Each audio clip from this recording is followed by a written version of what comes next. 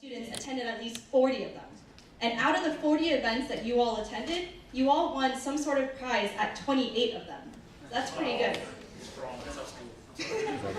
This number was way higher than any other school in the MLH League. So give yourselves, again, a round of applause.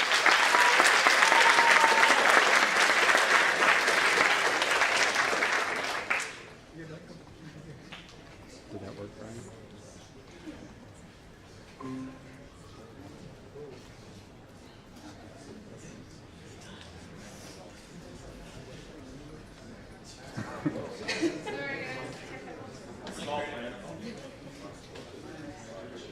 Yeah? Okay.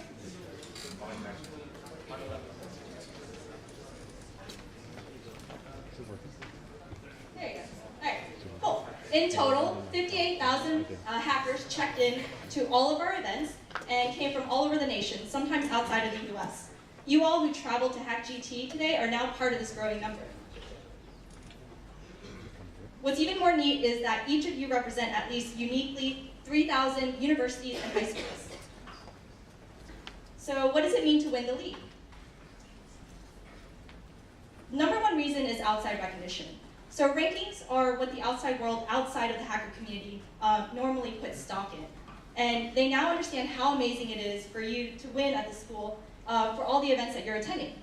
So winning the league is a way for you to show how much time and effort you put into your own community and your school even. So we at MLH recognize all that you've done, and we want to know the world. We want the world to know that as well. So the purpose of the league is not to make it hyper-competitive, and it's more to recognize students, student groups like HackGT who are effective at bringing large numbers from their school to other schools. This is important because it's a way for you to spread your hacker community to other people outside of your campus. Expose others to new ideas and new opportunities and new connections. Number two, this builds the community. Participation is one aspect of helping build the community. We give you points for every event that has a critical mass of people from your school. One person attending is fine, but 6 people is way better than towards achieving a critical mass. Merit is another way that we're hoping to be able to build community. It's a way for you to recognize people that have built hacks and continue the chain effect. A great example of this happening was when the University of Maryland actually won the league and caused the school to get a huge donation, ultimately investing heavily in the hacker culture. Number 3, at the end of the day, by hosting a hackathon, you are ultimately empowering thousands of people each to continue working on amazing projects, attend their hacker clubs more regularly, and build things that will solve problems all around the world. I'd like to now share the story of how HackGT organization actually started here at Georgia Tech. So you already met Shamir. Shamir and Pav, the two of them were on their own individual paths at Georgia Tech and studying CS when they eventually collided later on. Let's start with Shamir. In 2012, after a year of just knocking out all of his core CS classes, he finally decided to go to a hackathon and that a friend invited him to. It happened to be MHacks 2 in 2013. Shamir didn't know if he could do it, but he said, why not? So not only that, he signed up to go. He started spreading the word across campus and gathered a bus full of 50 to 55 students from Georgia Institute of Tech to go experience this new phenomenon called a hackathon. Shamir didn't know what a hackathon was. It was a new concept. It looked interesting, but it was really nerve-wracking. And the closest he got to coding anything before this was a small internship he had. Otherwise, all the coding he ever did was through homework assignments. So he spent the first half of the weekend semi-lost, but also met a lot of cool people along the way. At the end of the weekend, something magical happened, and he built a Twilio app that generated a lot of buzz. He couldn't believe what he was able to build in just a weekend, and it worked. When he got back to Georgia Tech, he wanted to send more people to more hackathons and build even more things. He filled even more buses and took them to HackDuke and other hackathons across the nation. That's when he met Pav, who also had another similar vision of wanting to tell people they could build great things too. They both knew that there were thousands of students at Georgia Institute of Tech, and not just CS, but engineering overall. And they knew everyone was capable of building something great. So they, along with a few more team members, finally decided to put on their own hackathon. Shamir and Pav worked hard to make this event happen, and everything around it was towards achieving greatness. They would sit around a room for weeks and cold emailing people and not even getting any responses. They weren't as lucky as the more established hackathons at the time, like MHacks and PenHacks. But through hard work, they were able to raise the money to put on the event and even saw the interest level spike. They decided, why not stop at 500? Why not host it for 1,000 students? And so they did. So they had to modify a few things. First, before CalHacks was known as HackTech, similar to Hackatech. And Hackatech at Georgia Institute wanted to stand on its own. So they rebranded to what you know today as HackGT. And 3, they also ramped up on sponsorship packages and got even more funding. In fact, a platform they were using to manage all of their acceptance emails that went out to students even wanted to sponsor them. That platform actually got them a lot of recognition that they needed to get themselves established. So HackGT was born in 2014. The most memorable part of this was when Pav jumped up on stage during the opening ceremony and starts off addressing the hackers by saying, "Achieve greatness this weekend." He wanted to make sure as many students had the ability to build things for themselves, and that all they needed was just the right mindset to do so. And that's where HackGT's mission comes today. Everything from the food, to the pillows, to the announcement of the pillows, to the lovely Costco bears another year. And finally, the demos concluded. HackGT that season and solidified the organization in the hacker community.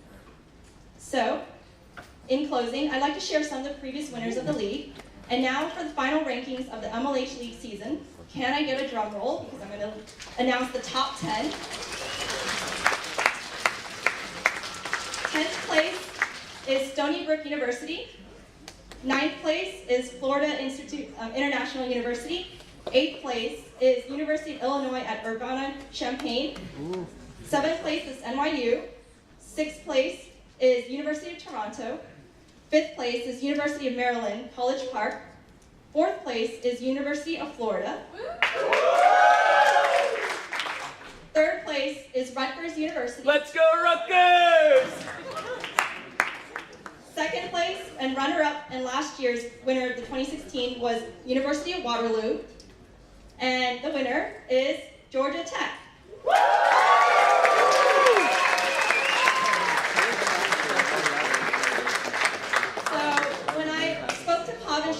I asked them what advice can they give to the new generation of the organizers and the hackers as well.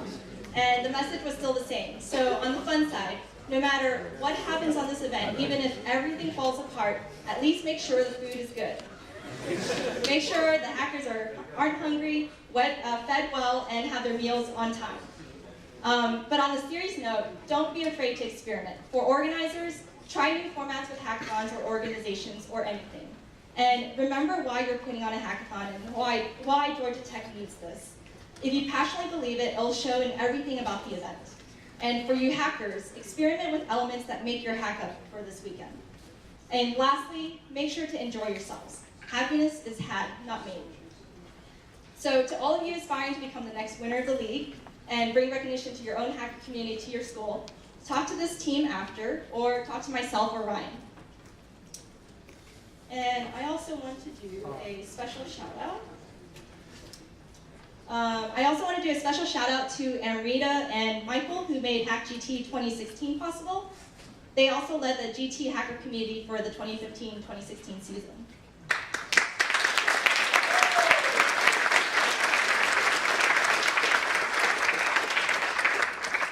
And I'd like to welcome to the stage the Assistant Dean of the College of Computing, Institute of Tech, Cedric Stalwart, to say a few words and accept the award on behalf of the...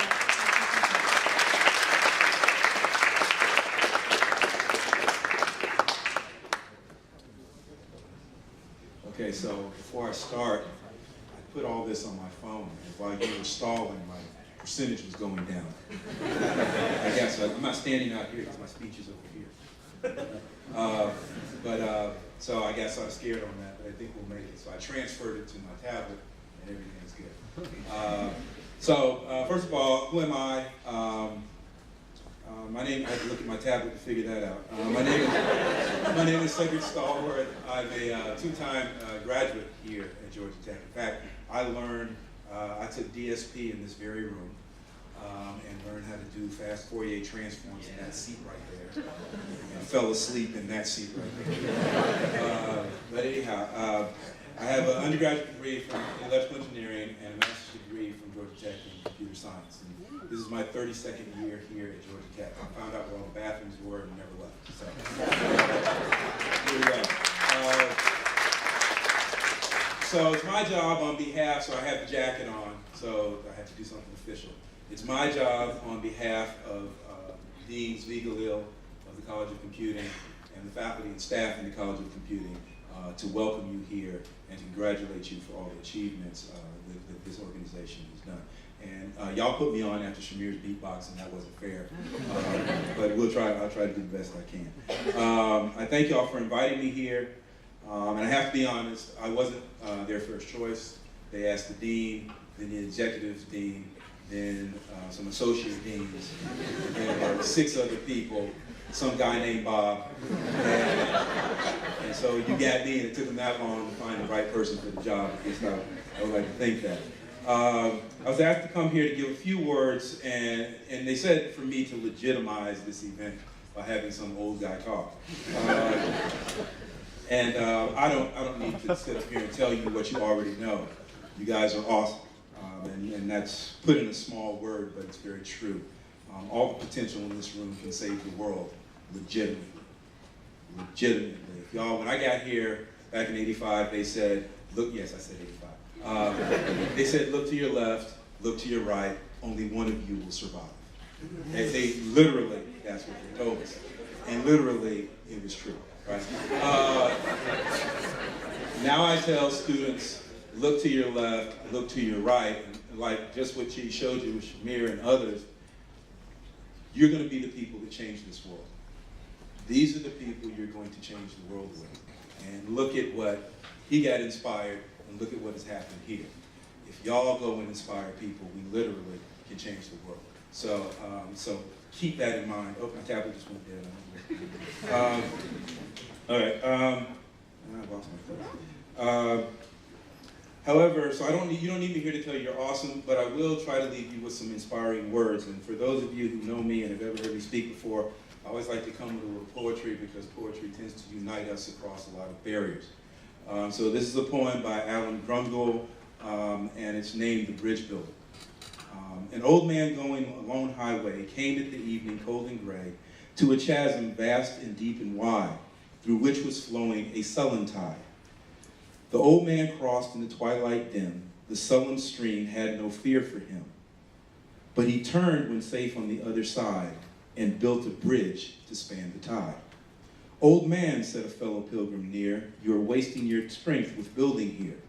Your journey will end in the ending day. You never again will pass this way. You've crossed the chasm deep and wide. Why build you this bridge in the evening tide? The builder lifted his old gray head.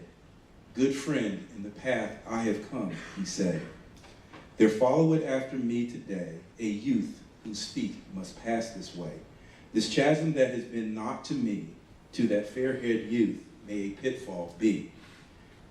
They too must cross in the twilight dim. Good friend, I am building the bridge for them. So, were you snapping? Was someone snapping? Oh God, I didn't write it. To many in this world, hack is a bad term that's used to refer to those who want to do the world harm. Nothing can be farther from the truth. For those of you who dare to make something from nothing, to create a lot from a little, and to build mountains from the proverbial molehills. Literally, from bits of information, hackers build industries, solve problems, and connect the human race. For those who take a problem, turn it on its side, and hold on and don't let go until they've made something or run out of food. Hacking is an art form that changes the world, like jazz, rock and roll, and hip hop. It changes how we interact, how we think, and how we dream. Via distributed worldwide collaborations, hackers break down what separates us and create things that unite us in unity. So what does hacking have to do with being a bridge builder? Quite frankly, it has everything. They asked me to speak to the importance of efforts like HackGT. These efforts and those who plan, execute, and fund them provide a bridge for those who are inspired to join this effort on an equitable playing field. In this environment, the experienced can sharpen their skills and the newbies can feel at home. Those of you who participate lead us into a future where more and more people can find the freedom of expression that people call hacking. So with these words, I thank all of you for inviting me and all who are involved with HackGT. I thank MLH for the bridges that you are building and sincerely hope that you continue to build bridges of this kind no matter where your journeys may lead you. Thank you and good luck.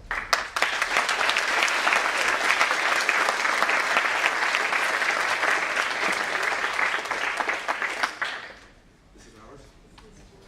Okay. This is mine for my office? That's what I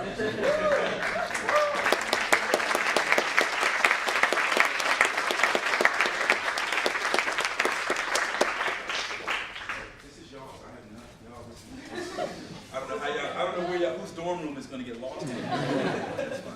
What are we doing? Are we just Someone's taking a picture, right? Oh, they're taking pictures. Okay, over there. Why am I?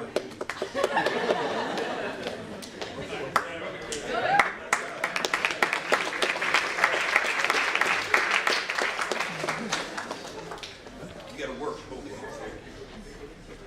All right, so while these people pose here, we're gonna grab the clicker and go to the next slide. So thank you so much, MLH. Thank you so much, Cedric. Those were some beautiful words. Oh my God. Cheers. But anyways, let's actually get on with the event now. Now that we've celebrated. Again, thank you, Cedric. Thank you, MLH. That was beautiful. So, just a reminder again. For all things scheduled, for all things important, go to live.hack.gt for everything that's going on. When food is, when tech talks are, when different hype events are, when the werewolf is. That's all going to be on there. So make sure to check that out. And yeah, And now we're going to start Sponsor Expo. So we have sponsors scattered around through our event. You can start at maybe where you checked in, drop your stuff off, find a place to hack, and then make your way to the other building and just kind of walk around for a bit. Team formation activity start at 8:30. yeah. Okay, doing it. Can you bring the tripod back to the front? Right, thanks.